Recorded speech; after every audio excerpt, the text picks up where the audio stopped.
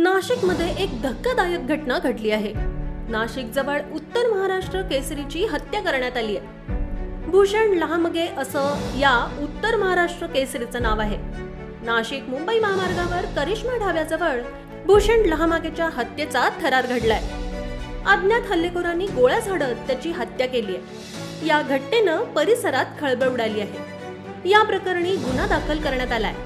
नाशिक शहर खुनाच्या घटनेने सर्वाधिक चर्चेत राहिलंय। आज देखील नाशिक येथे मुंबई आग्रा महामार्गावर इगतपुरी परिसरात दुपारी 4 वाजण्याच्या सुमारास कुस्तीपट्टूची गोळ्या झाडून हत्या करण्यात आली।